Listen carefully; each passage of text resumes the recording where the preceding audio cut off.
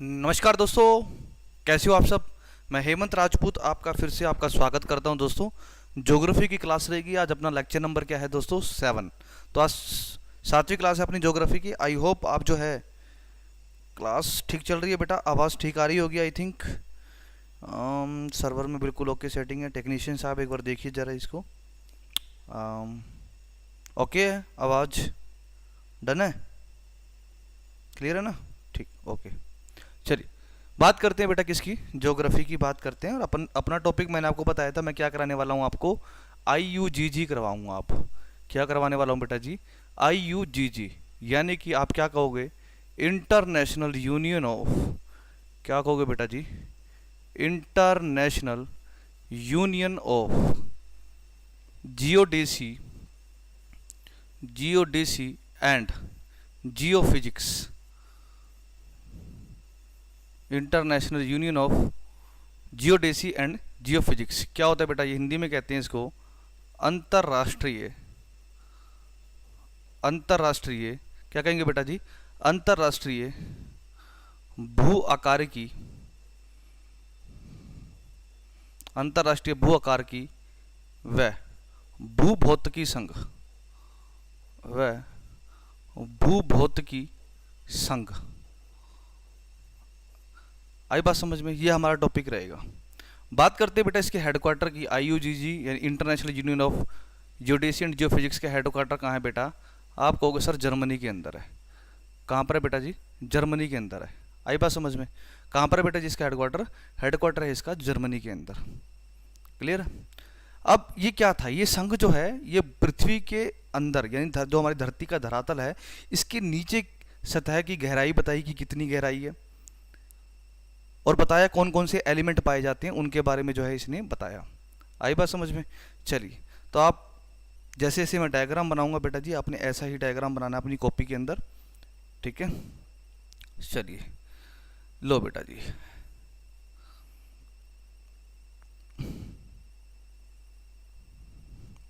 कुछ इस प्रकार का आपने डायग्राम बनाना है, जैसे मैं बना रहा हूँ ऐसा ही बनाओगे आप।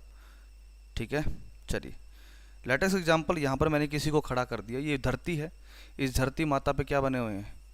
पेड़ बने हुए हैं। आप जैसे मेरे जैसे प्राणी भी हैं यहाँ पर, है ना? स्वीट स्वीट से, सुंदर सुंदर से, गुलाबी गुलाबी से। तो दोस्तों बात करते हैं ये क्या है। देखो इसने कहा, इस संघ ने क्या कहा, पृथ्वी के जो अंदर की सतह है इसको क्या करा बेटा जी? 3 भागों में विभाजित कर दिया। कितने भागों में विभाजित करा बेटा जी? 3 भागों में विभाजित कर दिया। इसने बोला ऐसे विभाजित कर दिया। इसने बोला एक तो बनेगा ये, और क्या बताया इसने? बोला एक ये, यानी कि पृथ्वी के नीचे जो आंतरिक सतह है बेटा ये कितनी है? 3 भागों में बटी हुई है। कितने भागों में बटी हुई है? 3 भागों में बटी हुई है। ये तो हो गया बेटा जी आपका 0 किलोमीटर, यानी जहाँ पर जिस टाइम हम बैठे हैं, हम खड़े हैं धरती की सतह पर, ये 0 किलोमीटर है। और इसने बताया धरती के नीचे पूरी डेप्थ में जाएंगे तो टोटल कितनी गहराई है? आप कहोगे सर 6371 किलोमीटर। 6371 किलोमीटर, इसको राउंड फिगर में 6400 किलोमीटर भी बोल देते हैं। कितना बोल देते हैं? 6400 किलोमीटर भी इसको बोल देते हैं, राउंड फिगर में, है ना? कुछ बुक्स में आपने पढ़ा होगा 6400 किलोमीटर, पर एग्जैक्ट वैल्यू है इसकी 6371 किलोमीटर है। आई बात समझ में? ये जो है यानी कि ये जो सतह है, यानी जो पहली वाली जो पहला हिस्सा बांटा है इसको क्रस्ट कहते हैं। क्या कहते हैं बेटा जी? क्रस्ट कहते हैं। दूसरे वाला जो ये वाला भाग है बेटा जी इसको मेंटल कहते हैं। क्या कहते हैं बेटा जी? मेंटल कहते हैं। और तीसरे वाले को क्या कहेंगे बेटा जी? कोर कहेंगे। और बोला जो क्रस्ट होगा वो कहाँ से? कुछ बुक्स में लिखा होगा 70 और कुछ बुक्स में लिखा होगा 100 किलोमीटर तक। तो एग्जैक्टली ये 100 किलोमीटर तक होता है। 0 से 100 किलोमीटर तक क्या कहलाता है? क्रस्ट कहलाता है। इसको भूपर्पटी हिंदी में कहते हैं। क्या कहते हैं बेटा जी? इसको हिंदी में भूपर्पटी कहते हैं। क्या कहते हैं बेटा इसको? हिंदी में भूपर्पटी कहते हैं। आई बात समझ में? हिंदी में क्या कहते हैं इसको? भूपर्पटी कहते हैं। Thank you. ठीक है, इसको हिंदी में क्या कहते हैं बेटा जी? आप कहोगे सर भूपर्पटी इसको कहते हैं। क्लियर? आफ्टर डेट 0 से 100 किलोमीटर भूपर्पटी यानी क्रस्ट है। 100 किलोमीटर से लेकर यानी कि ये कितना होगा? ये वाला जो होगा 2900 किलोमीटर है। ये कितना है? 2900 किलोमीटर। ये आपका क्या कहलाएगा दोस्तों? ये आपका कहलाएगा मेंटल। 100 किलोमीटर से लेकर धरती की सतह के नीचे 100 किलोमीटर से लेकर और 2900 किलोमीटर तक ये आपका क्या कहलाएगा बेटा, ये आपका कहलाता है मेंटल। और 2900 किलोमीटर से लेकर ये जो आपका ये 6371 किलोमीटर वाला है, ये आपका बेटा जी क्या कहलाएगा, ये आपका कहलाता है कोर। क्या कहलाता है दोस्तों, ये आपका कहलाता है कोर। अच्छा जी, बात उठती है क्रस्ट, मेंटल और कोर की। बात किसकी उठती है बेटा, क्रस्ट की, मेंटल की और कोर की, और बेटा जी कोर की। अब बेटा क्रस्ट, मेंटल और कोर किसकी बेटा, क्रस्ट, मेंटल और कोर। बेटा बात करते हैं क्रस्ट की, तो इसमें सबसे ज़्यादा मात्रा में क्या पाया जाता है, सिलिका और एल्यूमिनियम पाया जाता है। यानी कि पृथ्वी की भूपर्पटी में सबसे ज़्यादा मात्रा में क्या पाया जाता है, सिलिका और एल्यूमिनियम पाया जाता है। बात करते हैं मेंटल की, तो दोस्तों मेंटल में क्या पाया जाता है, सिलिका और मैग्नीशियम पाया जाता है।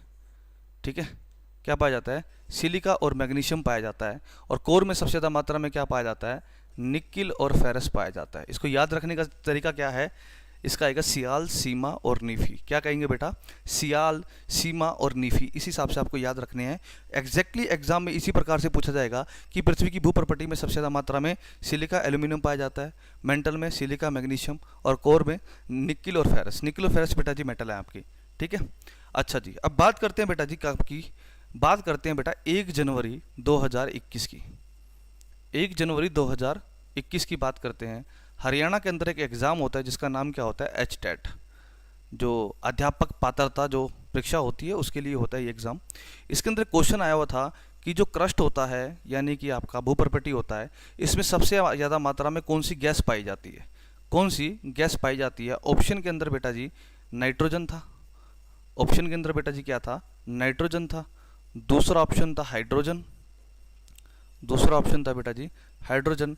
तीसरा ऑप्शन था बेटा जी ऑक्सीजन, तीसरा ऑप्शन क्या था बेटा जी, ऑक्सीजन था। और चौथा ऑप्शन आई थिंक हीलियम था। मुझे एग्जैक्टली चौथा ऑप्शन याद नहीं है, मुझे चौथा ऑप्शन याद नहीं है, पर मेरे ख्याल से हीलियम था। बच्चों ने भर भर के क्या लगाए बेटा जी, कुछ बच्चों ने जो इसमें भर भर के क्या लगाए, बोला सर नाइट्रोजन था। कुछ बच्चों ने भर भर के क्या लगाया, हाइड्रोजन था। बेटा ये भी गलत है, ये भी गलत है। सबसे ज़्यादा मात्रा में क्या पाया जाता है, ऑक्सीजन पाया जाता है। यानी कि जो हमारी धरती है, क्रस्ट है, इसमें सबसे ज़्यादा मात्रा में क्या पाया जाता है बेटा जी, आप कहोगे सर ऑक्सीजन पाया जाता है। इसको मैं हेंस प्रूव करके दिखाता हूँ बेटा जी। देखो ये धरती है, ये धरती हमारी माँ है, ठीक है। और ये मिट्टी होती है ना, मिट्टी यानी कि जो सोइल होती है मिट्टी, इसका फार्मूला होता है, आपने केमिस्ट्री में पढ़ा होगा, सिलिकॉन डाइऑक्साइड। ये क्या होती है बेटा, सिलिका, सिलिकॉन डाइऑक्साइड। तो दोस्तों कुछ नहीं करना है इसमें, इसको दो हिस्से में तोड़ दो। ये क्या बन गया, सिलिका अलग, ऑक्सीजन अलग होगी।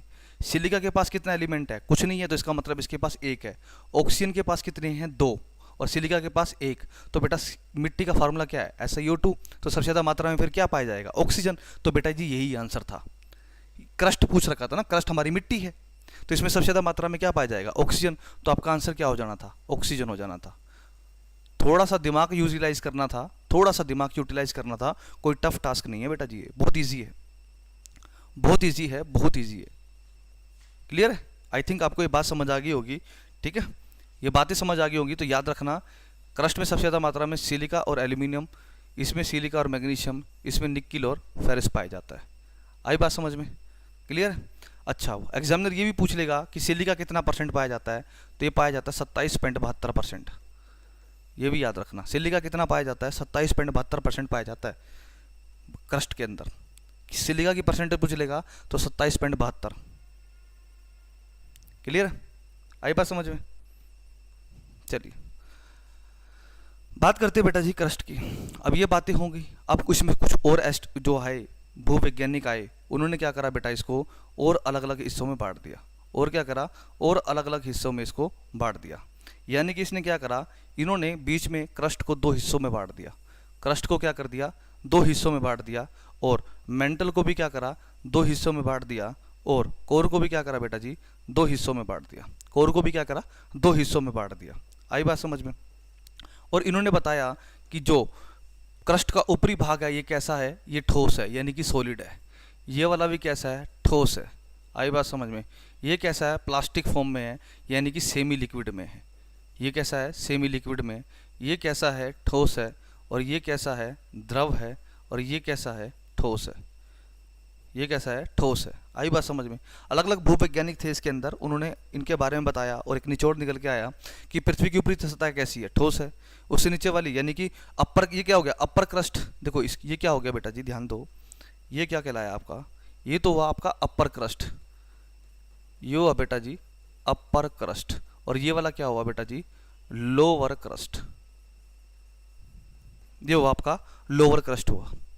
I hope you get my point. यानी कि ऊपरी भूपर पट्टी और निचली भूपर पट्टी दोनों कैसी हैं, ठोस है। ऊपरी मेंटल प्लास्टिक है, यानी कि सेमी लिक्विड है, आधा लिक्विड है आधा सॉलिड है। आई बात समझ में। ये कैसा है, निचला मेंटल ये ठोस है, ऊपरी कोर द्रव है और निचला कोर कैसा है, ठोस है। आई होप आप इस बात को समझ पाए होंगे। अगर आप इस बात को समझ पाए हो तो बहुत बढ़िया, बहुत खूबसूरत मित्रों, बहुत ज़बरदस्त तरीके से आपको इन चीज़ों को समझने का पड़ेगा अब, कि आपके दिमाग में आएगा कि सर फिर धरती के नीचे पानी कहाँ से आता है। बेटा जो ये ठोस निकाला जाता है ना, ये एवरेज तौर पे निकाला जाता है कि ये एवरेजली यानी कि औसत ठोस है, सारा ठोस नहीं है, पर कुछ कुछ भागों में लिक्विड है, पर ठोस एरिया ज़्यादा है, इसीलिए इसको ठोस मान लिया जाता है। आई बात समझ में। चलिए फिर इनके नामकरण करे गए, इनका नामकरण किए गए। इसका नाम क्या रखा गया, जो ऊपरी क्रस्ट को निचली क्रस्ट से अलग करता है, इसका नाम क्या है, इसका नाम है Conrad discontinuity, Conrad discontinuity, Conrad discontinuity कहा जाता है। आई बात समझ में। अच्छा जी, ये बात समझ आई। अच्छा जी, क्रस्ट, ये तो ऊपरी क्रस्ट और निचली क्रस्ट को अलग करने वाली रेखा का नाम क्या है, कोनराड डिस्कंटिन्यूटी। अच्छा जी, फिर ये निचला क्रस्ट और ऊपरी मेंटल, निचला क्रस्ट और ऊपरी मेंटल को अलग करने वाली रेखा का नाम क्या है, इसका नाम है बेटा जी मोहोविक, इसका नाम क्या है, मोहोविक डिस्कंटिन्यूटी, मोहोविक डिस्कंटिन्यूटी, मोहोविक डिस्कंटिन्यूटी होगा। ऊपरी मेंटल और निचली मेंटल के बीच में जो ये रेखा होती है, इसको जो ये बीच वाली रेखा है जो इसको डिवाइड करती है, इसका नाम क्या है, इसका नाम होगा रेपटी। क्या नाम आएगा बेटा जी, रेपटी डिस्कंटिन्यूटी, रेपटी डिस्कंटिन्यूटी होगा। फिर बेटा जी निचला मेंटल और ऊपरी कोर, निचला मेंटल और ये ऊपरी कोर, देखो ये क्या हो जाएगा, ऊपरी मेंटल, ये क्या हो जाएगा बेटा जी ऊपरी मेंटल हो जाएगा, और ये क्या होगा निचला मेंटल, लोअर मेंटल। इसका नाम क्या होगा, जो निचला मेंटल और ये क्या है ऊपरी कोर है, ये क्या होगा निचला कोर। ठीक है, यानी कि अब जो निचला मेंटल और ऊपरी कोर को अलग करने वाली रेखा का नाम क्या होता है, गुटेनबर्ग। क्या नाम आएगा, गुटेनबर्ग डिस्कंटिन्यूटी। आई बात समझ में। फिर ऊपरी कोर और निचली कोर इसको रेखा करने वाली रेखा का सेपरेट करने वाली रेखा का नाम क्या है, इसका नाम आएगा लेहमैन। क्या आएगा बेटा जी, लेहमैन डिस्कंटिन्यूटी। क्या नाम आएगा बेटा, लेहमैन डिस्कंटिन्यूटी। ठीक है, ये बात समझ आई। चलिए मुझे पता है नींद में हो आप।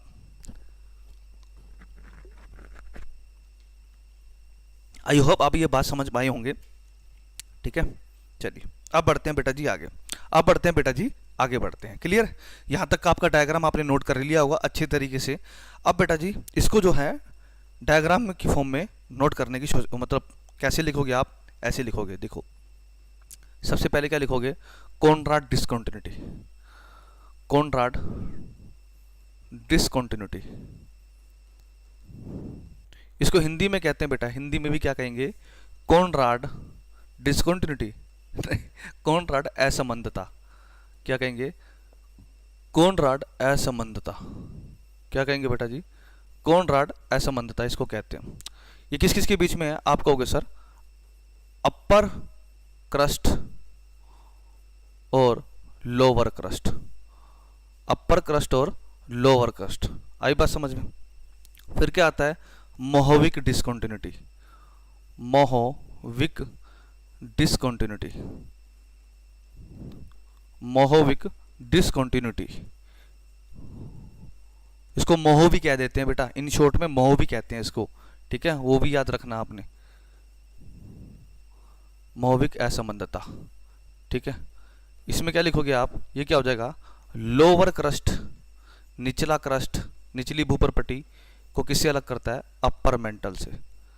किससे करेगा बेटा जी, अपर मेंटल से करेगा। आई बात समझ में। बेटा ध्यान से ना, लास्ट में क्वेश्चन पूछूंगा आपसे, ध्यान से समझना सारी बातें। कॉनराड मोहो रेपटी डिसकंटिन्यूटी, क्या कहोगे बेटा जी? रेपटी डिसकंटिन्यूटी, रेपटी डिसकंटिन्यूटी, क्या कहोगे? रेपटी असंबद्धता।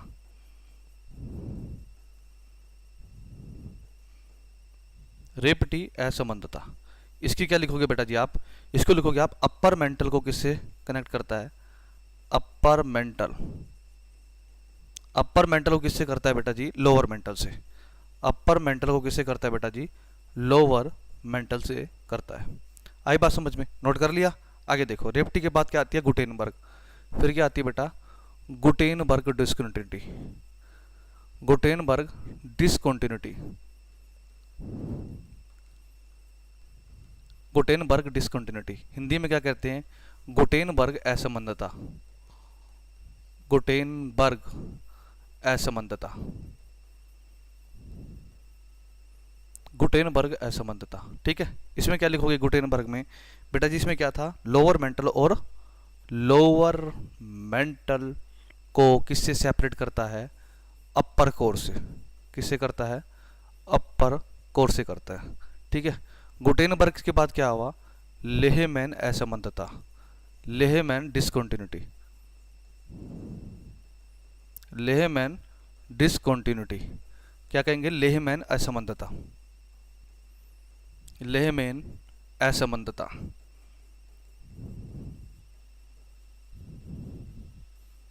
ठीक है, इसमें क्या लिखोगे? अपर कोर को लोअर कोर से, अपर कोर को किससे करता है? लोअर कोर से करता है।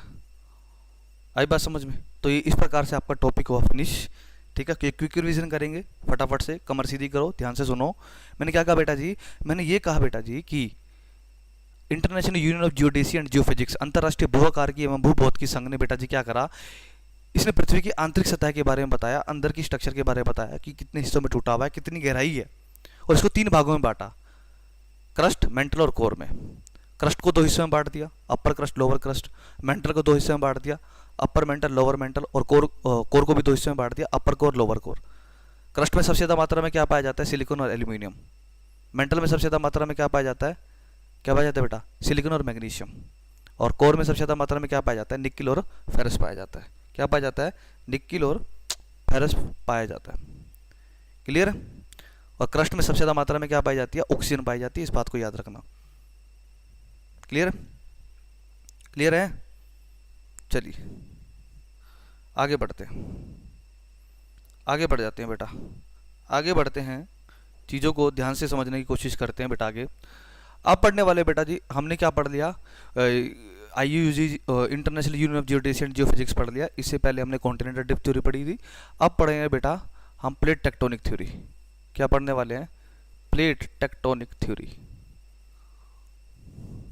प्लेट टेक्टोनिक थ्योरी, यानी कि हिंदी में क्या कहते हैं इसको? प्लेट विवर्तनिकी सिद्धांत। क्या कहते हैं बेटा जी इसको? प्लेट विवर्तनिकी सिद्धांत।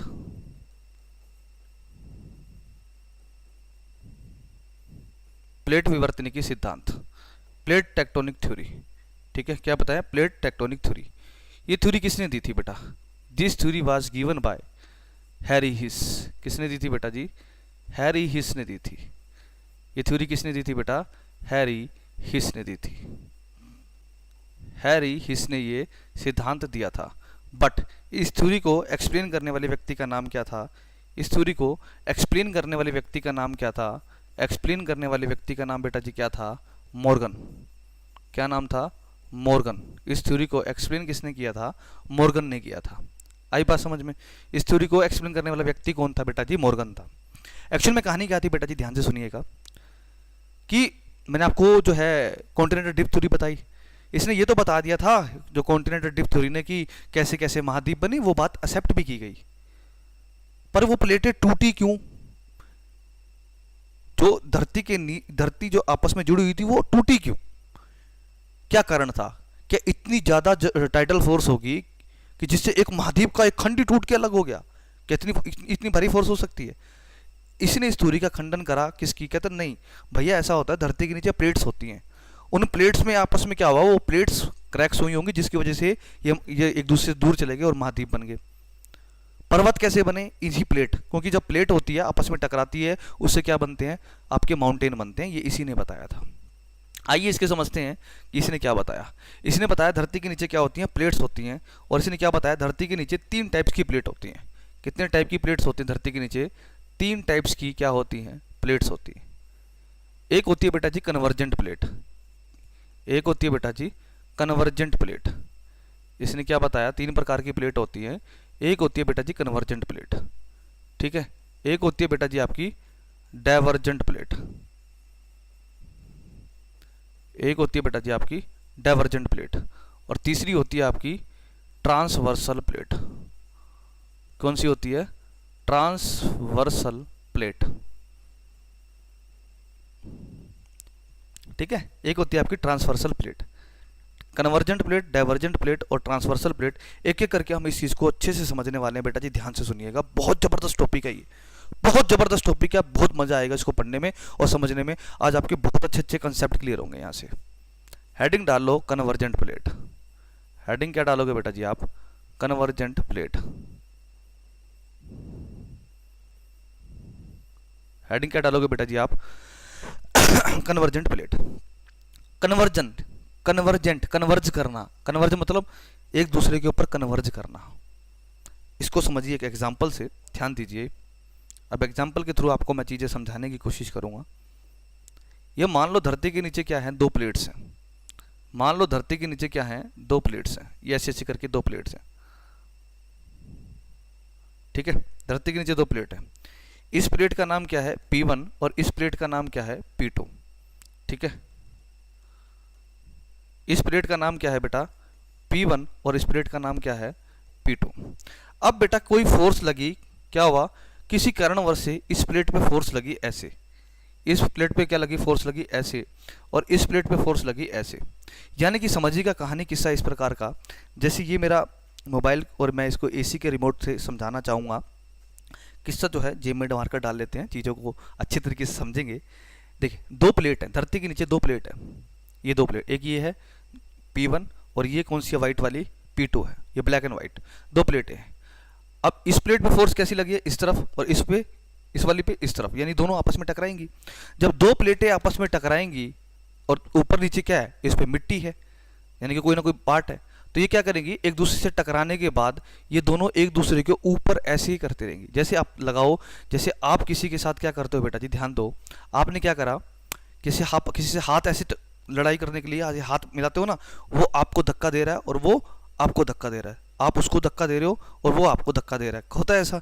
तो आप क्या करते हो, एंड में हाथ एकदम करते करते ऊपर की तरफ आ जाते हैं, आते हैं ना। उसी प्रकार से बेटा जी ये क्या होता है, ये आपस में टकराएंगे, टकराने के बाद एक दूसरे के ऊपर फोल्ड होने की कोशिश करती हैं, जिसकी वजह से ये धरती से बाहर आ जाती हैं। और इससे आपके क्या बनते हैं, फोल्डिंग माउंटेन बनते हैं। इससे क्या बनते हैं, आपके फोल्डिंग माउंटेन बनते हैं।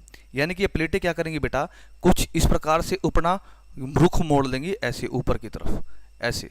ये क्या कर लेंगी, ऊपर की तरफ अपना रुख मोड़ लेंगी ऐसे। आई बात समझ में, क्लियर है ये बात।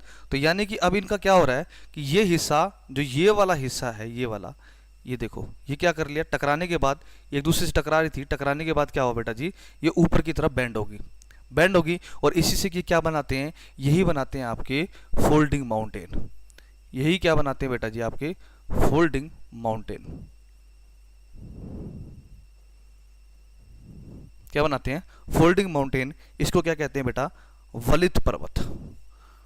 क्या कहते हैं बेटा जी, इसको वलित पर्वत कहते हैं। वलित पर्वत के भी प्रकार होते हैं बेटा जी, क्या होते हैं, वलित पर्वत के भी प्रकार होते हैं। जैसे ये तो बन गया फोल्डिंग माउंटेन, और कन्वर्जेंट प्लेट भी फर्दर बेटा 3 प्रकार की हो जाती है। देखो जो कन्वर्जेंट प्लेट भी है ये फर्दर 3 प्रकार की होती है, जिसमें से पहली कौन सी है, continent continent plate. Continent continent plate, पहली प्लेट कौन सी हो जाएगी, कंटिनेंट कंटिनेंट प्लेट। यानी कि 2 महाद्वीपों की प्लेट का आपस में टकराव होगा तो क्या होगा, हमेशा फोल्डिंग माउंटेन बनेंगे। कंटिनेंट का मतलब ये होता है कि वह प्लेट जिसके ऊपर भूभाग है। कंटिनेंट कंटिनेंट यानी महाद्वीपीय प्लेट आपस में टकराएंगी, इसका मतलब उसके ऊपर कोई ना कोई महाद्वीप टिका हुआ है, उसके ऊपर कोई ना कोई महाद्वीप टिका हुआ है। तो इसलिए इसके ऊपर भी कोई भूभाग होगा, इस प्लेट के ऊपर भी कोई भू वाला भाग होगा, दोनों आपस में टकराई तो ये दोनों ऊपर की तरफ उठ गई, दोनों आपस में टकराई तो दोनों ऊपर की तरफ उठ गई। तो इससे क्या बनते हैं, हमेशा फोल्डिंग माउंटेन बनते हैं। आपको अगर सर इसका एग्जाम्पल क्या है, इसका एग्जाम्पल है बेटा जी क्या, हिमालय माउंटेन। क्या आएगा बेटा जी, हिमालय माउंटेन, हिमालय माउंटेन होगा। आई बात समझ में, हिमालयन माउंटेन। बेटा हिमालय माउंटेन दो प्लेटों पे टिका हुआ है। एक प्लेट का नाम क्या है बेटा, यूरेशियन प्लेट। एक प्लेट का नाम क्या है, यूरेशियन प्लेट। ये वह प्लेट है जिसपे यूरोप और एशिया टिका हुआ है। यूरेशियन प्लेट वो प्लेट है जिसपे यूरोप और एशिया टिका हुआ है। दूसरी प्लेट कौन सी हो जाएगी, इंडियन प्लेट। दूसरी प्लेट का नाम क्या है, इंडियन प्लेट। ये दो प्लेट है क्योंकि देखो इंडियन प्लेट के ऊपर इंडिया है यानी कि इसके ऊपर भूभाग है, और यूरेशियन प्लेट के ऊपर पूरा यूरोप और पूरा एशिया है। तो आप कहोगे दोनों प्लेट जब भूभाग वाली प्लेटें टकराएंगी तो दोनों एक दूसरे के ऊपर फोल्डिंग करेगी, तो आपका कैसा बन गया, वलित पर्वत बन गया, फोल्डिंग माउंटेन बन गया। और हिमालय इसी प्रकार के इसी का एग्जाम्पल है। आई बात समझ में, हिमालय ऐसे बना था। आई बात समझ में। अब दूसरा देख लो, कंटिनेंट प्लेट होगी तो दूसरा एग्जाम्पल क्या होगा, मतलब दूसरा टाइप क्या होगा इसका, कंटिनेंट प्लेट का पहला टाइप तो ये वाला हो गया। दूसरा क्या होगा कि एक तो होगी आपकी कंटिनेंट प्लेट। ये भी तो पॉसिबल हो सकता है कि पहली प्लेट क्या हो, कंटिनेंट प्लेट हो, और दूसरी कौन सी होगी, ओशनिक प्लेट हो, यानी कि एक वह प्लेट जिसपे महासागर टिका हुआ है। क्या कहोगे, oceanic plate. Oceanic plate, continent plate और ओशनिक प्लेट। वह प्लेट, कंटिनेंट प्लेट क्या होती है, वह प्लेट जिसपे कंटिनेंट टिका हुआ है, और आपकी ओशनिक प्लेट क्या होगी बेटा जी, जिसपे ओशन टिका हुआ है। आइए इसको भी एग्जांपल के माध्यम से समझने की कोशिश करते हैं। ठीक है, जैसे कि ये प्लेट है कोई, और इसके बराबर में हमने कोई दूसरी प्लेट खड़ी कर दी, हमने कोई दूसरी प्लेट कर दी। ठीक है, मान लो ये क्या है, ये आपकी कंटिनेंट प्लेट है, ये आपकी कंटिनेंट प्लेट है जिसका नाम क्या है, P1। इसका नाम क्या है, P1, और इसका नाम क्या है, P2। इस पर कोई जल वाला हिस्सा है, कोई जल वाला हिस्सा है। अब बेटा जी क्या हुआ, ध्यान दीजिएगा ध्यान दीजिएगा ध्यान दीजिएगा। ये प्लेट ने इसको इस तरफ फोर्स लगाया, और इस प्लेट ने इसको इस तरफ फोर्स लगाया। फोर्स सेम रहेगी जैसे उसमें रही थी कंटिनेंट में। कन्वर्जेंट प्लेट के कितने भी टाइप हो, कन्वर्जेंट का मतलब कन्वर्ज करना, दोनों में ऐसी फोर्स लग रही है, ऐसी टकराएंगी, टकराने के बाद फोल्ड करेंगी। आई बात समझ में, यानी कि इसने ऐसे फोर्स लगाई, इसने ऐसे फोर्स लगाई, तो वही सेम स्ट्रक्चर बनेगी। क्या बनेंगे आपके आपके ऐसे, ये प्लेट क्या करेगी, ऐसे बैंड हो जाएगी। आई बात समझ में, ये ऐसे की तरफ ऊपर की तरफ उठेगी और क्या करेगी, बैंड कर जाएगी, दोनों एक दूसरे से टकरा के। और ये कैसे माउंटेन बनाएंगे, ये भी माउंटेन बनाते हैं बेटा जी। और ये कौन सा माउंटेन बनाएगा, वोल्केनिक फोल्डिंग माउंटेन। क्या बनाएंगे बेटा जी, ये volcanic folding mountain, volcanic folding mountain बनाते हैं। हिंदी में क्या कहते हैं, ज्वालामुखीय वलित पर्वत। हिंदी में क्या कहेंगे बेटा जी, ज्वालामुखीय वलित पर्वत।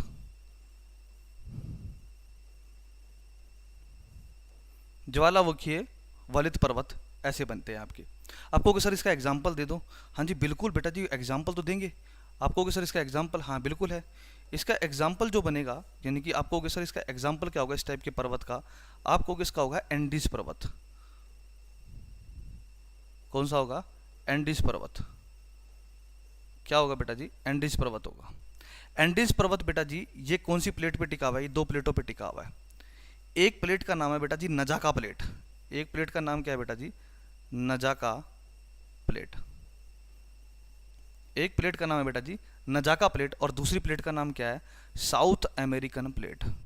क्या नाम आएगा बेटा जी, साउथ अमेरिकन प्लेट।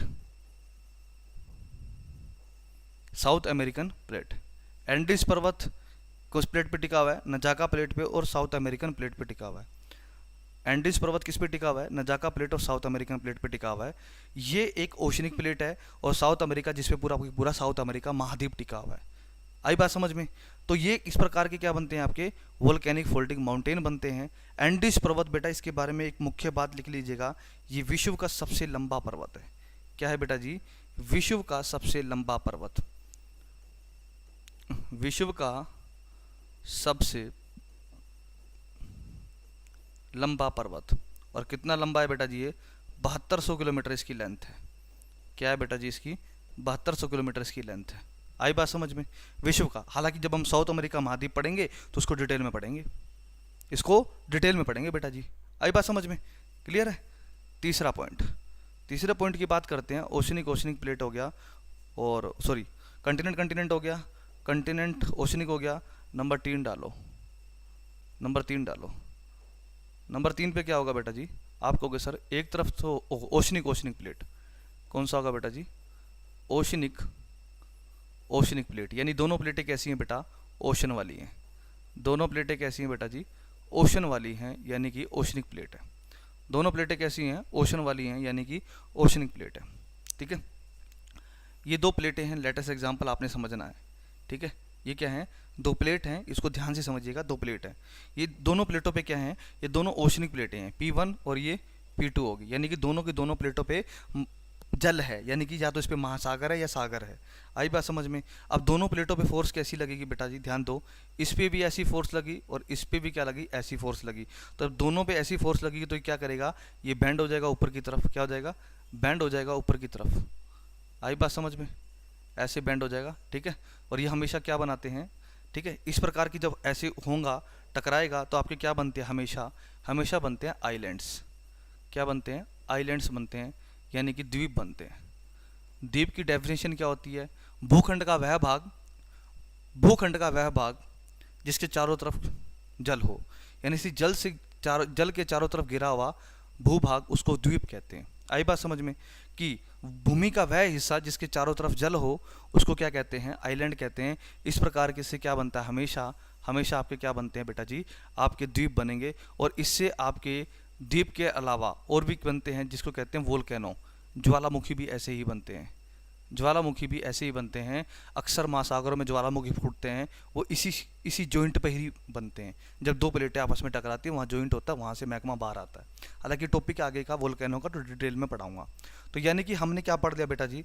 हमने जो है, मैंने बताया कि धरती के नीचे प्लेट्स होती हैं, और ये 3 टाइप की होती हैं। एक होती है कन्वर्जेंट प्लेट, एक होती है डाइवर्जेंट प्लेट, एक होती है बेटा जी ट्रांसवर्सल प्लेट होती है।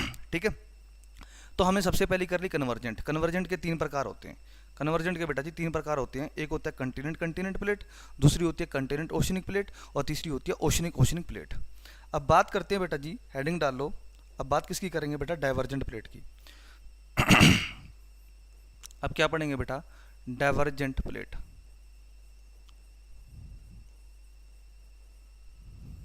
क्या पढ़ेंगे बेटा जी? डाइवर्जेंट प्लेट पढ़ेंगे। ठीक है, डाइवर्जेंट प्लेट करेंगे। अब ध्यान दीजिए, जैसे ये दो प्लेट है, एक प्लेट ये होगी और एक प्लेट क्या होगी? ये होगी। एक प्लेट ये होगी, एक प्लेट ये होगी। ध्यान दीजिएगा बेटा जी, ध्यान से। ये प्लेट जो है, ये वाली प्लेट, ये इस तरफ जा रही है, इस पे उल्टी फोर्स लग रही है वापस, यानी कि ऐसी फोर्स जो इन दोनों को, जैसे मान लो दो प्लेट ऐसी है, ये एक दूसरे से दूर जाएंगी। ऐसे क्या करेंगी? दूर जाएंगी।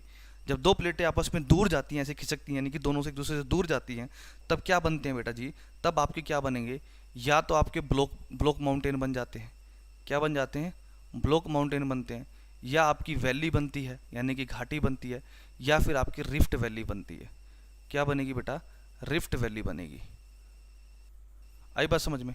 ब्लॉक माउंटेन, वैली या रिफ्ट वैली। अब समझते हैं कि ब्लॉक माउंटेन कैसे बनेंगे, और वैली कैसे बनेगी, और रिफ्ट वैली कैसे बनेगी। आइए इसको समझते हैं। आपने अक्सर समझा होगा कि सतपुड़ा माउंटेन है ना, जर्मनी का ब्लैक माउंटेन, या फिर आपने विंध्याचल माउंटेन, ये कैसे हैं? ब्लॉक माउंटेन है। आइए इसको समझते हैं कि ब्लॉक माउंटेन होते क्या हैं। आइए समझते हैं कि ब्लॉक माउंटेन होते क्या हैं। ब्लॉक माउंटेन होते क्या हैं, समझते हैं। ठीक है, लेटेस्ट एग्जांपल, ये हैं 3 प्लेट्स हैं। ये क्या हैं? 3 प्लेट्स हैं।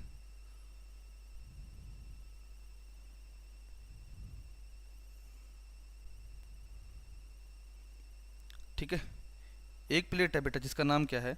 P1। इसका नाम क्या है? P1। इसका नाम क्या है? P2। और इसका नाम क्या है? P3। अब इसकी ये धरती के नीचे प्लेटें हैं, ये धरती के नीचे हैं प्लेटें। इसके ऊपर कोई भूभाग होगा? भूभाग होगा ना, जमीन का कोई हिस्सा होगा। अब बेटा जी क्या हुआ? ध्यान दीजिएगा। अब क्या हुआ कि इस प्लेट पे ऐसे फोर्स लग गई, इस प्लेट पे ऐसे क्या लग गई? फोर्स लग गई ऊपर की तरफ। इस प्लेट की को ऊपर की तरफ फोर्स लगी, तो बेटा जी जब ऊपर की तरफ फोर्स लगी, अब ये क्या करेगा? ये प्लेट, ये खिसक के ऊपर की तरफ जाएगी कि नहीं जाएगी? आपको होगा सर बिल्कुल जाएगी, ऊपर की तरफ जाएगी। तो बेटा एक बात बताओ, ये पहले भूभाग था, आप बिल्कुल आर पार जा सकते थे, बिल्कुल एक सीधा रास्ता था ना, पर ये प्लेट जैसे ही ऊपर गई इसने रास्ते को ब्लॉक करा कि नहीं करा? कर दिया ना ब्लॉक। जब इसने इसको रास्ते को ब्लॉक कर दिया तो ये क्या बनाएगा? इसी प्रकार का माउंटेन क्या कहलाता है? ब्लॉक माउंटेन कहलाता है। जैसे आप जर्मनी का ब्लैक फॉरेस्ट, ब्लैक माउंटेन कह लो, क्या कहोगे? ब्लैक माउंटेन, या फिर सतपुड़ा माउंटेन, या विंध्याचल माउंटेन, ये इसी के ही ऐसे बने थे, ये ऐसे बने थे। आई होप आपको ये कंसेप्ट क्लियर हो गया होगा। ठीक है, क्लियर है ना बेटा जी? अब्बा चब्बा डब्बा है ठीक है, चलिए। अच्छा, चलिए दूसरा करते हैं बेटा जी। एक होता है क्या मैंने बताया, ब्लॉक माउंटेन, एक होता है बेटा वैली। क्या होता है बेटा जी? वैली, घाटी। आपने सुना होगा घाटी। ध्यान दो, कोई तीन प्लेट है, एक दो तीन, तीन प्लेट्स हैं, ठीक है, तीन प्लेट्स हैं। ये P1, ये P2 और ये P3। P1 P2 और P3 हो गया, P1 P2 और P3 हो गया। अब बेटा जी पता क्या हुआ? अब मान लो इस प्लेट पे, कौन सी प्लेट पे? इस वाली प्लेट पे कोई फोर्स लग गई नीचे की तरफ, नीचे की तरफ फोर्स लग गई तो ये क्या बनेंगे बेटा जी? इसको क्या कहते हैं? इसको, अब ये प्लेट खिसक के नीचे आएगी कि नहीं आएगी? ये प्लेट खिसक के नीचे आ गई, ये धस गई, ये धस गई। तो बेटा पहले देखो, हम कहते हैं ना, ये इसके ऊपर ज़मीन थी, इसके ऊपर ज़मीन थी, इसके ऊपर ज़मीन थी। अब आप खेल भागे भागे जा रहे थे, एकदम से ज़मीन क्या गई? धस गई। एकदम से ज़मीन क्या गई? धस गई। तो इसने क्या बना दी? वैली बना दी। इसने क्या बना दी? घाटी बना दी। घाटियाँ ऐसी होती हैं, ऐसे बनती है। ज़मीन नीचे की तरफ धस गई, यानी प्लेट नीचे चली गई, तो ये क्या बन गया? किसी फोर्स के कारण ये धसी है, इसको कहते हैं वैली। इसको क्या कहते हैं बेटा जी? वैली कहते हैं। आई बात समझ में? क्लियर है मित्रों? चलिए अब बात करते हैं बेटा, वैली हो गया, एक शब्द होता है रिफ्ट वैली। एक शब्द होता है बेटा जी रिफ्ट वैली। क्या कहते हैं? Rift valley. रिफ्ट वैली क्या होता है समझिएगा। ये कोई तीन प्लेट है, ये कोई तीन प्लेट है, ठीक है। इसका नाम क्या है? P1, इसका नाम क्या है? P2, इसका नाम क्या है? P3। अब बेटा जी पता क्या हुआ? अब ध्यान दो, क्या हुआ कि इस प्लेट पे ऊपर की तरफ फोर्स लगी, किस पे? इस पे ऊपर की तरफ फोर्स लगी, और इस पे भी क्या हुआ? ऊपर की तरफ फोर्स लगी। तो ये दो प्लेटें क्या करेंगी? ये दो प्लेटें ऊपर की तरफ जाएंगी। पहले इन दोनों पे, इन तीनों पे क्या था? इन तीनों पे पूरा की पूरा भूभाग था, कोई जमीनी एरिया था। तो ये जमीन से धरती का सीना चीना फाड़ करके आएंगे कर्ण और अर्जुन आएंगे, और कर्ण अर्जुन आ गए, कर्ण अर्जुन आ गए, तो धरती के ऊपर आ गए। तो ये क्या बनाते हैं बेटा जी? इसी को ही कहते हैं रिफ्ट वैली। इसी को ही क्या कहते हैं बेटा? Rift valley. इसी को क्या कहते हैं? रिफ्ट वैली कहते हैं। और ये सारे तीनों के तीनों किसके टाइप थे? डाइवर्जेंट प्लेट के टाइप थे। आई बात समझ में? आई होप आपको ये बात समझ आ गई होगी। अब बात करते हैं बेटा जी तीसरी, ट्रांसवर्सल प्लेट। तीसरी कौन सी आती है बेटा? Transversal plate.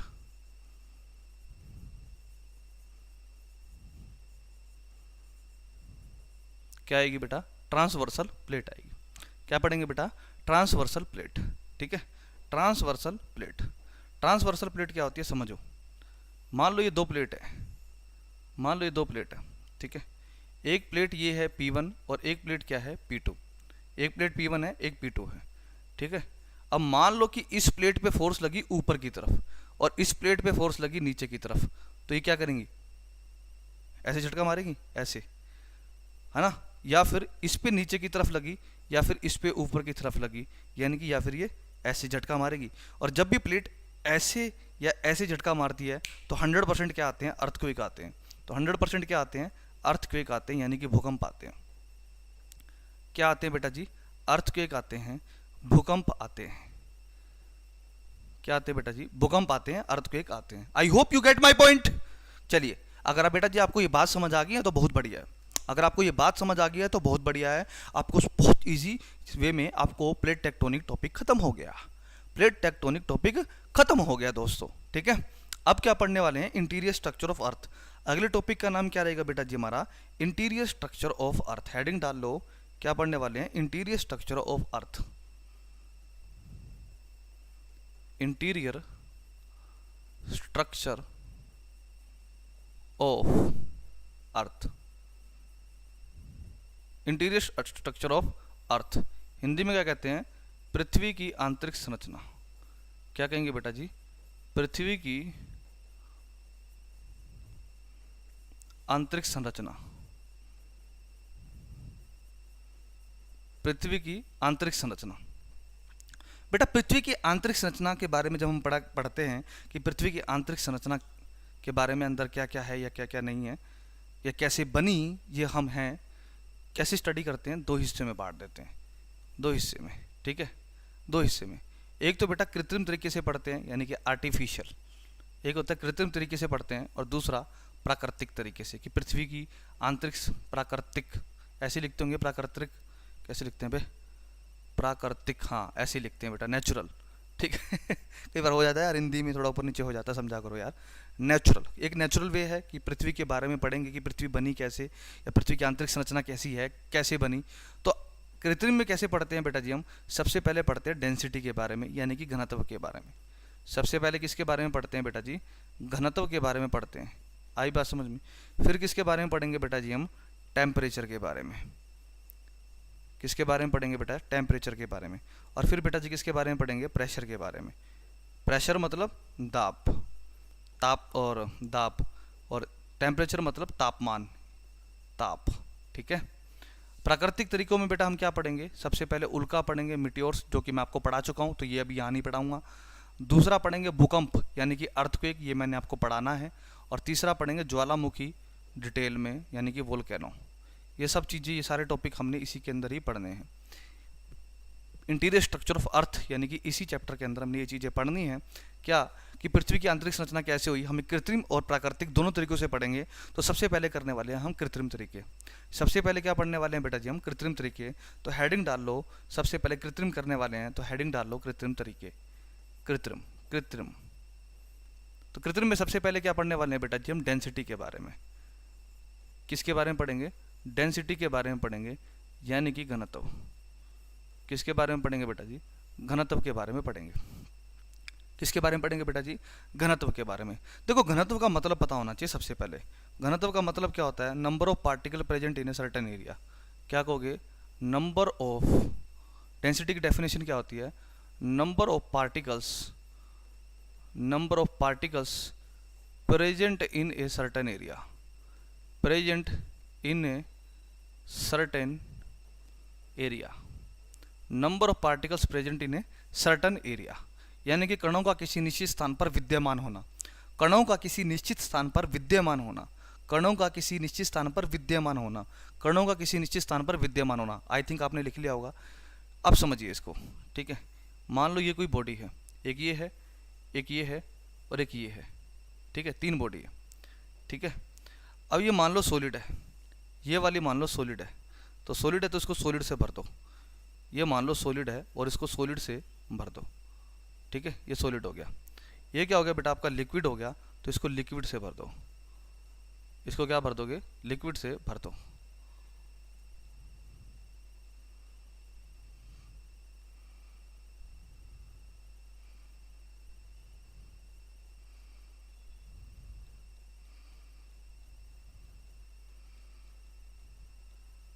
अरे बाप रे, ठीक है। और ये क्या है? आपका गैस है, तो गैस में ऐसे पार्टिकल्स होते हैं, ऐसे ऐसे। आई बात समझ में? ये क्या हो गया बेटा जी? आपका सॉलिड। ये क्या हो गया बेटा जी? आपका सॉलिड। ये क्या हो गया बेटा जी? आपका लिक्विड। और ये क्या हो गया बेटा जी? आपका गैस। ये क्या हो जाएगा बेटा जी? आपका गैस। अब एक बात बताओ, कॉमन सेंस लगानी है कि पार्टिकल सबसे ज़्यादा किस में है? गैस में है, लिक्विड में है या सॉलिड में है? दिमाग लगाना है बेटा, ठीक है। बैल बुद्धि का भी प्रयोग करोगे तो भी बता दोगे कि सर सॉलिड में सबसे ज़्यादा पार्टिकल है। क्यों? क्योंकि सॉलिड के पार्टिकल एक दूसरे के साथ स्टिक करके सबसे ज़्यादा रहते हैं। तो देखो सबसे ज़्यादा स्टिक करके यहाँ रह रहे हैं, दूसरे नंबर पे लिक्विड में और तीसरे नंबर पे गैस में। यानी कि गैस के अंदर पार्टिकल्स जो होते हैं फ्री स्टेट में होते हैं, तो उनमें पार्टिकल्स में गैप ज़्यादा होता है, और सबसे कम गैप किस में होता है? सॉलिड में। तो इसका मतलब जिसमें सबसे कम गैप होता है तो उसकी डेंसिटी उतनी ज़्यादा होती है। और डेफिनेशन ही क्या है? Number of particle present in a certain area.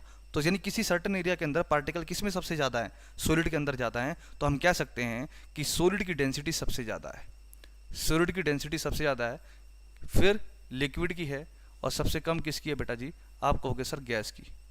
किसकी होगी? गैस की होगी। आई बात समझ में? क्लियर है? यहाँ तक की कंसेप्ट क्लियर हुआ? तो बेटा डेंसिटी की बात करते हैं तो आप पॉइंट लिखियो, सरफेस डेंसिटी ऑफ अर्थ।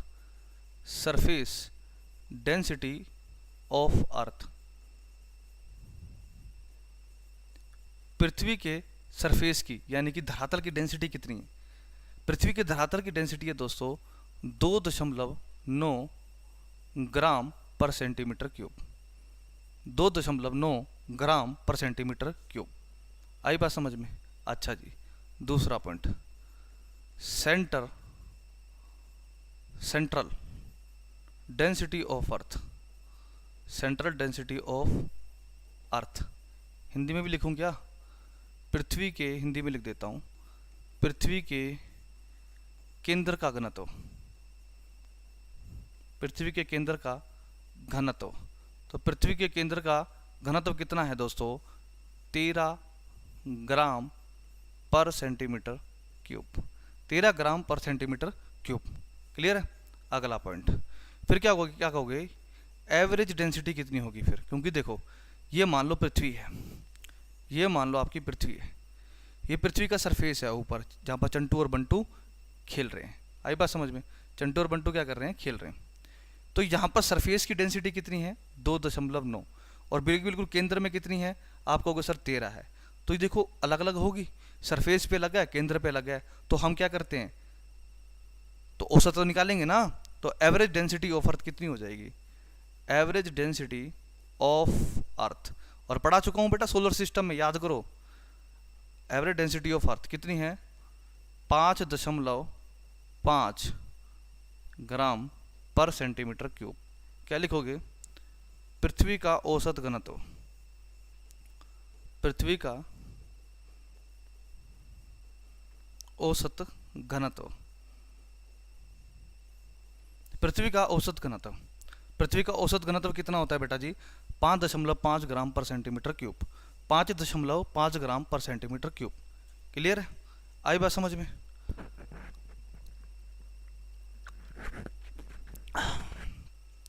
आपके दिमाग में ये आता है कि सर सरफेस पे इतना कम क्यों है और सेंटर पे इतना कम, इतना ज़्यादा क्यों है?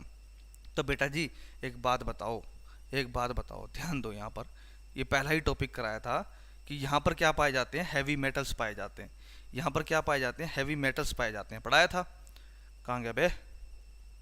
पढ़ाया था। कोर में क्या पाए जाते हैं? ये कैसे हैं बेटा? ये हैवी मेटल्स हैं। ये कैसे हैं बेटा जी? हैवी मेटल्स हैं, हैवी मेटल्स। और नीचे क्या होता है? हाई टेम्परेचर होने के कारण ये क्या मेल्ट कर जाते हैं, ये पिघल जाते हैं। तो बेटा जब हैवी पार्टिकल्स प्रेजेंट है और जब मेल्ट करके ये क्या करेंगे? हैवी पार्टिकल, इनकी डेंसिटी यानी पार्टिकल क्या होगा? Number of particle present in a certain area. तो पार्टिकल क्या करते हैं बेटा जी? एक दूसरे के साथ करीब ज़्यादा रहेंगे, हैवी पार्टिकल रहेंगे कि नहीं रहेंगे? और हैवी पार्टिकल हैवी ज़्यादा है तो डेंसिटी वैसे ज़्यादा होनी है। आई बात समझ में? क्योंकि डेंसिटी का फार्मूला ही क्या होता है? मास अपॉन में वॉल्यूम। जितने ज़्यादा मास होगा उतना ज़्यादा वॉल्यूम गेन करेंगे तो डेंसिटी उतनी ज़्यादा होगी। कंसेप्ट है बेटा, फिजिक्स है बेटा। आप क्या सोच रहे हो? ज्योग्राफी को ज्योग्राफी के बेटा, ज्योग्राफी के अंदर फिजिक्स लगती है, सारा कंसेप्ट फिजिक्स का है। जो किसी को नहीं समझ आता गोल गोल, मैं इसलिए पढ़ाता हूँ आपको भूगोल। आई बात समझ में? ठीक है, चलिए ये बात आपको कंसेप्ट समझ आ गया तो बहुत बढ़िया। मित्रों ये पॉइंट पूछे जाते हैं अक्सर कि पृथ्वी के धरातल का घनत्व कितना है? 2.9 ग्राम पर सेंटीमीटर क्यूब। पृथ्वी के क्या है? पृथ्वी के केंद्र का कितना घनत्व है? 13 ग्राम पर सेंटीमीटर क्यूब। क्वेश्चन क्या पूछा जाता है कि पृथ्वी का औसत घनत्व कितना है? 5.5 ग्राम पर सेंटीमीटर क्यूब। क्लियर? चलिए अगला पॉइंट पढ़ते हैं। फिर हम किसके बारे में पढ़ते हैं? टेम्परेचर के बारे में। किसके बारे में पढ़ेंगे बेटा? टेम्परेचर, यानी धरती के नीचे का टेम्परेचर। ये किसकी बात कर रहे हैं? धरती के नीचे की बात कर रहे हैं। घनत्व हो गया, टेम्परेचर हो गया, इसकी बात कर रहे हैं, तापमान। आई बात समझ में? क्लियर है? तापमान बेटा जी एक सिस्टम, एक याद रखना, चलो यहाँ नहीं बताते, बाद में बताएंगे। धरती के नीचे मैंने क्या बताया? अगर हम धरती, जैसे मान लो ये धरती है, ये धरती है, धरती पे जैसे मान लो मैं हूँ, मेरा नाम है हेमंत राजपूत, हेमंत कलिया राजपूत। अब बेटा जी मैं क्या कर रहा हूँ? धरती के ऊपर फुटबॉल खेल रहा हूँ और यहाँ पर क्या है? एक पेड़ बना हुआ है। क्या बना हुआ है? पेड़ बना हुआ है। मैं खेल रहा हूँ आराम से, ठीक है। अब जैसे ही मेरे को अगर सौभाग्य प्राप्त हुआ कि मैं धरती के नीचे जाऊं, यानी धरती के नीचे जाऊं, तो याद रखना कि धरती के अगर मैं 32 मीटर नीचे जाऊंगा, कितना, 32 मीटर नीचे जाऊंगा, तो क्या होगा, 1 डिग्री तापमान क्या कर जाता है, इंक्रीज हो जाता है। ये प्लस का 1 डिग्री लिखा है, मतलब 1 डिग्री तापमान बढ़ जाता है। अगर मैं 64 मीटर नीचे चला गया तो 2 डिग्री तापमान बढ़ जाएगा। आई बात समझ में? धरती के नीचे जाने पर क्या है, टेम्परेचर बढ़ जाता है। और जैसे ही कोर पे जाएंगे तो लगभग 6000, केंद्र का तापमान कितना है, धरती के नीचे केंद्र जो है उसका तापमान लगभग 6000 डिग्री सेल्सियस है। कितना है, 6000। अब दिमाग में क्वेश्चन ये उठता है कि इतना हाई टेम्परेचर क्यों होता है, यानी कि जो टेम्परेचर जो होता है, मेरा क्वेश्चन ये है कि धरती के नीचे जाने पर टेम्परेचर क्या होता है, इंक्रीज होता है। वाई, मेरा क्वेश्चन ये है, वाई। कोई बता सकता है? बता तो आप पाओगे नहीं। तो इसका कारण क्या है? कारण क्या है कि धरती के नीचे क्या पाए जाते हैं, आप देखोगे रेडियो एक्टिव एलिमेंट भी पाए जाते हैं। क्या पाए जाते हैं बेटा जी? रेडियो एक्टिव एलिमेंट भी पाए जाते हैं। आपको अच्छे से पता है? आपको सर बिल्कुल पता है। ये रेडियो एक्टिव एलिमेंट क्या होते हैं, ये क्या करते हैं, ये न्यूक्लियर चेन रिएक्शन बनाते हैं। क्या बनाते हैं? न्यूक्लियर चेन रिएक्शन बनाते हैं। यानी कि अब रेडियो एक्टिव एलिमेंट जैसे कि यूरेनियम हो गया, ठीक है, थोरियम हो गया, एटसेट्रा, ये सब चीज़ें होगी। ये क्या करते हैं, इनका जैसे ही कहता हल्की सी, क्योंकि प्लेटें जब फ्रिक्शन करती है ना बेटा जी, प्लेटें जब आपस में फ्रिक्शन करेंगी, फ्रिक्शन की वजह से क्या होता है बेटा जी, फ्रिक्शन की वजह से प्लेटें जब आपस में क्या करती हैं, फ्रिक्शन करती हैं। बेटा जी क्या करेंगी, प्लेटें आपस में फ्रिक्शन करती हैं, तो फ्रिक्शन से हीट जनरेट होती है, और हीट जनरेशन से क्या होगा दोस्तों, जी हाँ, हीट जनरेशन से जो ये रेडियो एक्टिव एलिमेंट होंगे ये हीट पकड़ लेंगे इनको, तो ये ऑटोमेटिक क्या बना देंगे, चेन रिएक्शन बना देंगे, जिसकी वजह से क्या करते हैं, ये धरती के नीचे जो ये होता है ना अपने हैवी मेटल्स, ये हाई टेम्परेचर से क्या पिघल जाते हैं। आई बात समझ में? क्लियर है? तो अब ये बात ही आपको मैंने बतानी थी, टेम्परेचर क्या होता है धरती के नीचे। ये बात इंपॉर्टेंट है कि धरती के नीचे 32 मीटर नीचे जाने पर क्या होता है, 1 डिग्री तापमान बढ़ जाता है। 1 डिग्री तापमान क्या होता है बेटा जी, बढ़ जाता है। आई बात समझ में? I hope you get my point. बढ़िया। तो बात करते हैं बेटा जी फिर किसकी, प्रेशर की। बात किसकी करते हैं बेटा जी, प्रेशर की बात करते हैं, दाब की। किसकी बात करते हैं, दाब की। तो बेटा दाब भी क्या होता है, जो प्रेशर भी होता है वो भी क्या करता है, इंक्रीज होता है। दाब भी क्या करता है, इंक्रीज होता है। क्यों होता है, ध्यान दो। एक होता है बेटा जी क्लोज सिस्टम। अगर आपने 11th-12th नॉन मेडिकल से करी है तो आपको ये लिखते ही समझ आ गया होगा कि मैं क्लोज सिस्टम लिख रहा हूँ और ओपन सिस्टम लिख रहा हूँ, आपको पता लग गया होगा। पर नहीं, कोई बात नहीं, मुझे पता है सारे बच्चे जो है नॉन मेडिकल सेक्शन या बायोलॉजी सेक्शन के नहीं होते, समझना। इसका एक फार्मूला होता है, क्लोज सिस्टम का फार्मूला क्या होता है कि temperature is directly proportional to pressure. Temperature is directly proportional to pressure. और इस केस में उल्टा हो जाता है ओपन सिस्टम में कि temperature is inversely proportional to pressure. Temperature is inversely proportional to pressure. ये किस में लगा है, ये कोर्स होता है inside of earth, inside of earth. और ये किस केस में लगता है, ये एटमॉस्फेयर के केस में लगता है, यानी कि हमारा वायुमंडल, यानी कि हमारा वायुमंडल। कंसेप्ट देखना, क्लोज का मतलब क्लोज, धरती के नीचे जो भी हो, हम धरती के ऊपर क्या काम कर रहे हैं, धरती ऊपर से, मतलब अगर हम धरती के नीचे की बात करें, धरती के नीचे जो कुछ भी हो हमने उसको ढक रखा है ना। धरती के नीचे मान लो कुछ भी हो, आदमी गधा घोड़ा खच्चर कुछ हो, मैग्मा मुगमा लोहा कुछ भी हो, पर हमने धरती की परत ने उसको क्या कर रखा है, ढक रखा है ना। आई बात समझ में? ढक रखा है कि नहीं रखा, ढक रखा है। तो इसीलिए इसमें यानी कि कोई भी चीज़ अगर बंद होती है, बंद चीज़ में ये वाला फार्मूला लगता है, temperature is directly proportional to pressure. But अब हमारी पृथ्वी देखो, जैसे हम जहाँ खड़े हैं, अब आप जब बादल के नीचे जाएंगे तो देखेंगे बादल हमको दिखाई देते हैं। क्या आप बादलों को चीर के जा सकते हो? बिल्कुल जा सकते हैं। हवाई जहाज जाते हैं बादलों के ऊपर। आप कहाँ तक जा सकते हो साहब? आप अंतरिक्ष में जाओ, स्पेस में जाओ, ब्रह्मांड में जाओ, गैलेक्सी में जाओ, कहीं जाओ। हम भेजते हैं, हम सैटेलाइट को भेजते हैं। हमने तो दूसरी गैलेक्सी के अंदर भी आकाश गंगाओं के क्या भेज रखे हैं, सैटेलाइट, टेलीस्कोप वगैरह भेज रखे हैं भाई साहब। तो यानी हमारी वायुमंडल की छत नहीं है भैया, हम इसको कवर कर सकते हैं, नहीं कर सकते। तो जो भी चीज़ ओपन होती है ना भैया, उसमें क्या है, temperature is inversely proportional to pressure, ये कंसेप्ट लगता है। Temperature is inversely proportional to pressure, ये कंसेप्ट लगता है। तो इसीलिए क्या होता है कि जब टेम्परेचर बढ़ेगा तो प्रेशर भी बढ़ेगा, तो ये क्लोज सिस्टम वाला टेम्परेचर बढ़ेगा तो प्रेशर भी बढ़ेगा, ये फॉर्मूला लगेगा धरती के नीचे। जब हम धरती के अंदर की स्टडी कर रहे होंगे, धरती की सतह के नीचे की स्टडी कर रहे होंगे, तब हम ये वाला जो है एजम्पशंस लेके चलते हैं कि टेम्परेचर बढ़ेगा और प्रेशर भी बढ़ेगा। बट जब हम एनवायरमेंट की बात करते हैं तो क्या होता है, टेम्परेचर अगर बढ़ेगा तो प्रेशर घटता है। आई बात समझ में? क्लियर? इसीलिए यही कारण होता है बेटा जी कि प्रेशर कुकर में अगर आप दाल बना रहे हो और कढ़ाई में दाल बना रहे हो, कढ़ाई ओपन वेसल है, कढ़ाई क्या है, जो कढ़ाई है ओपन में है, और कुकर क्या है, क्लोज है। कुकर में दाल जल्दी बन जाती है, कढ़ाई में लेट बनती है, पर दोनों में टेस्ट का डिफरेंस आ जाता है। क्यों? क्योंकि सब्जी जब कुकर में बनते हैं तो वहाँ पर टेम्परेचर बढ़ता है तो प्रेशर भी बढ़ता है, तो क्या होता है, वो जल्दी पक जाता है। पर इस केस में उल्टा होता है। जब आप कढ़ाई में बनाते हो तो आप उस पर कभी ढक्कन रख दिया, 10 मिनट उतार दिया, 5 मिनट रख दिया, 10 मिनट, उसमें वो है कड़छी मारते रहते हैं। तो उसमें ये कंसेप्ट चलता है, temperature is inversely proportional to pressure. Temperature is inversely proportional to pressure, ये कंसेप्ट चलता है।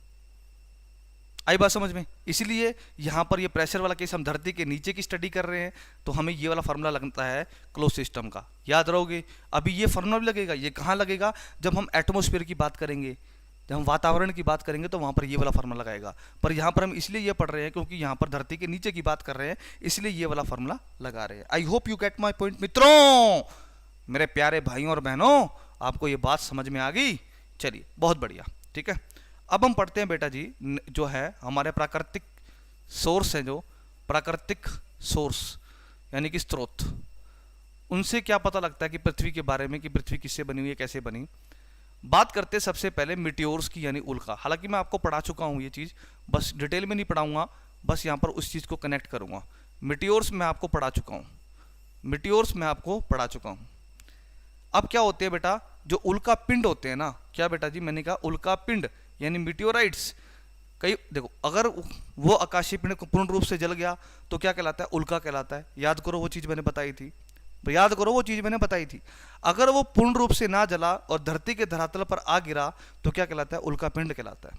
अब जैसे ही कोई उल्का पिंड धरती पे गिरा, जैसे ही कोई उल्का पिंड धरती पे गिरा, गिरने से क्या होगा, गिरने से जो बड़े बड़े जियोलॉजिस्ट होते हैं, जो साइंटिस्ट होते हैं, वो उस उल्का पिंड को लेके आएंगे अपनी लैब में, और उस लैब में वो क्या करते हैं, उसकी स्टडी करते हैं, उसकी क्या करते हैं, और स्टडी करते हैं और देखते हैं कि हमारे आकाशीय पिंड जो पृथ्वी से बाहर है वो किस चीज़ के बने हैं। और हमें क्या पता लगता है, हमें पता लगता है कि कुछ एक आकाशीय पिंड, कुछ एक क्या मैक्सिमम आकाशीय पिंड ना, उनकी जो स्ट्रक्चर है सेम पृथ्वी जैसी है। जैसे कि पृथ्वी भी क्या है, धूल मिट्टी कण है, तो ये उल्का पिंड भी धूल की मिट्टी कण के बने होते हैं। इनमें भी क्या है, जैसे सिलिका, एल्यूमिनियम, मैग्नीशियम ये पाया जाता है, सेम उल्का पिंड में भी पाए गए हैं। तो इससे क्या पता लगता है कि पृथ्वी और आकाशीय पिंड की संरचना एक जैसी है, बस फर्क किसका है, वायुमंडल का अंतर है। कि हमारा पृथ्वी का वायुमंडल है और जो बाहर जो आकाशीय पिंड है वहाँ पर वायुमंडल ही नहीं है, और हम अपने वायुमंडल में रहते हैं। हम क्या करते हैं बेटा जी, हम जो है सांस ले पाते हैं, चल फिर पाते हैं, क्योंकि ड्यू टू ऑक्सीजन और ग्रेविटेशनल फोर्स। बाकी ग्रहों में ग्रेविटी ऊपर नीचे भी हो सकती है, बिल्कुल जीरो ग्रेविटी भी हो सकती है, ज़्यादा ग्रेविटी भी हो सकती है। ऑक्सीजन तो बाकी प्लैनेट में है ही नहीं, कहीं पे भी नहीं है। आई बात समझ में? तो हमें उल्का से ये स्टडी जो है ये सीखने को मिलता है। ठीक है दोस्तों, तो आज बेटा जी हम इतना ही रखेंगे, आज इतना रखेंगे। जो नेक्स्ट टॉपिक रहेगा बेटा जी हमारा, वो रहेगा अर्थक्वेक।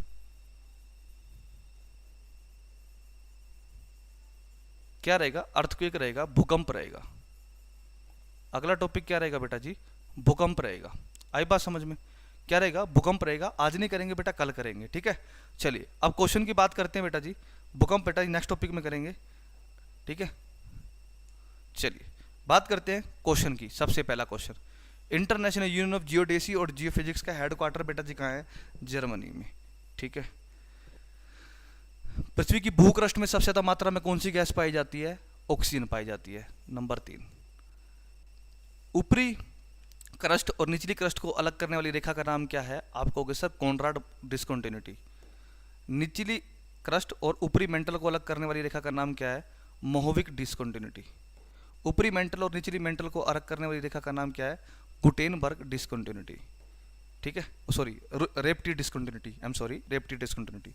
क्वेश्चन नंबर 6 कि ऊपरी मेंटल और निचली मेंटल और ऊपरी कोर को अलग करने वाली रेखा का नाम क्या है, गुटेनबर्ग डिस्कंटिन्यूटी। नंबर 7। अच्छा, निचली जो है कोर, ऊपरी कोर को अलग करने वाली रेखा का नाम क्या है? Lehman discontinuity. ठीक है, ये बात समझ आई मित्रों? क्लियर है? चलिए, अरे कहाँ गया? कितने क्वेश्चन हो गए? 7 हो गए। नंबर डालो 8। अब क्या लिखोगे बेटा जी? हाँ, अगला क्वेश्चन देखो, क्या देखोगे बे?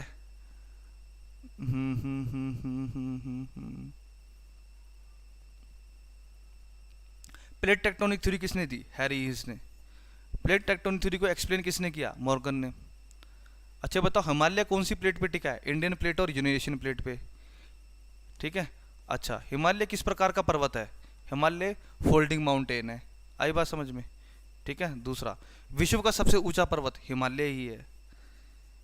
विश्व का सबसे लंबा पर्वत एंडीज पर्वत। एंडीज पर्वत कौन सी प्लेट पे टिका हुआ है? नजाका प्लेट और साउथ अमेरिकन प्लेट। एंडीज पर्वत कहाँ पर है? साउथ अमेरिका महाद्वीप में है। अगला क्वेश्चन।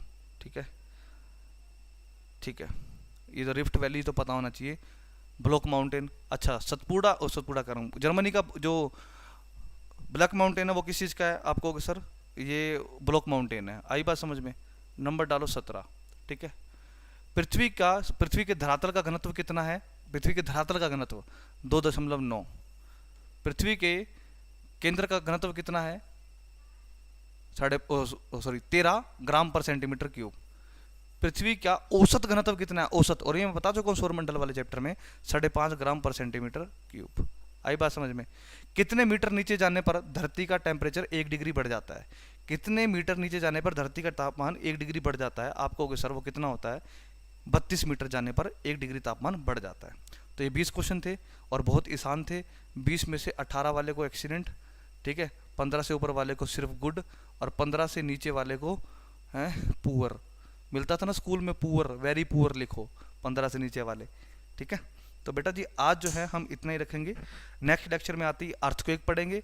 अर्थक्वेक के बाद बेटा जी वोल्केनो पढ़ने वाले हैं, और वोल्केनो के बाद बेटा जी बढ़ेंगे हम रॉक्स के बारे में। रॉक्स के बाद हम एटमॉस्फेयर पढ़ेंगे। एटमॉस्फेयर के बाद प्रेशर बेल्ट के बारे में पढ़ेंगे, और फिर हमारे महाद्वीप शुरू हो जाएंगे। ठीक है दोस्तों, आई होप आपको क्लास अच्छी लगी होगी। ठीक है, और किसी प्रकार का भी कोई डाउट हो तो बेटा जी मेरे फेसबुक पे या फिर मुझे टेलीग्राम चैनल पे मुझसे कनेक्ट कर लेना, मैं आपके डाउट का हल कर दूंगा। ठीक है दोस्तों, मिलते हैं, तैयारी करते रहिए, अच्छे से जुड़े रहिए। थैंक यू सो मच, जय हिंद।